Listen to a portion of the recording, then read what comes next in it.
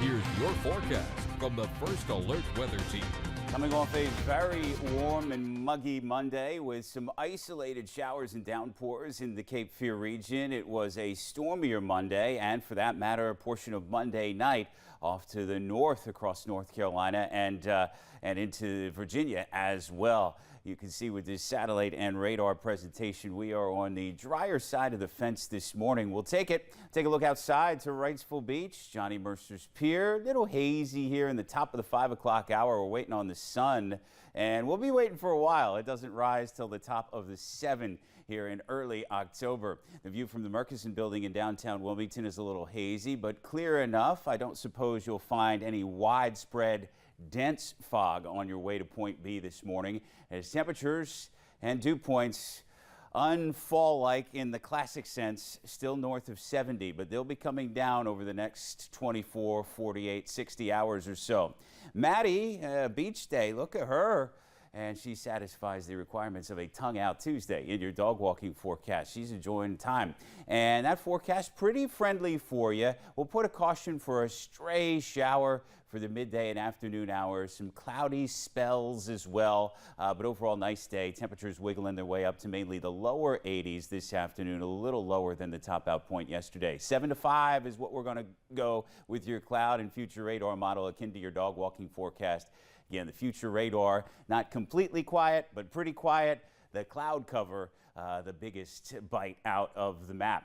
Let's get back to Kirk, well east of the Caribbean islands, still longitude-wise closer to Africa's Cabo Verde Islands.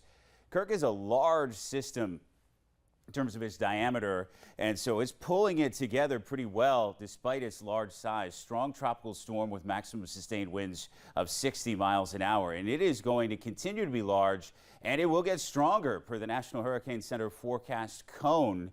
Still a major hurricane with some of those annotations as we get into the weekend. Love that purposeful turn, not only east of the Carolinas, but even east of Bermuda. That said, it will likely be a swell and rip current generator for us next week. We'll keep eyes on that. Then on the heels of Kirk, a disturbance dubbed Invest 91L.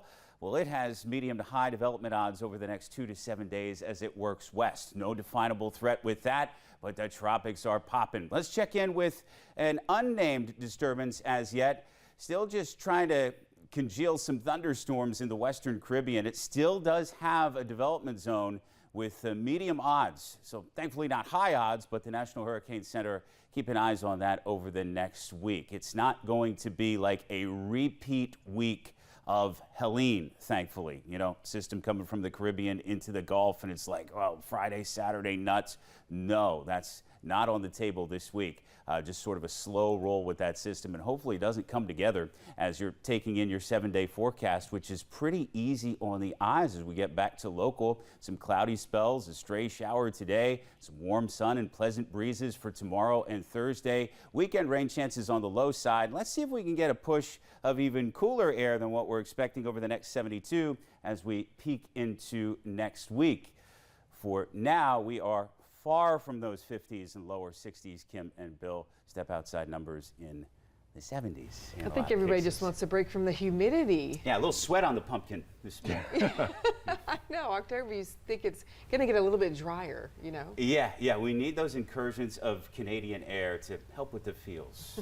And we can walk dogs on the beach today, Wrightsville Beach, Curie Beach, right? Oh, that is a great tip. Yeah. Yeah. September felt long, so nice to turn the page. There you go. Thank you.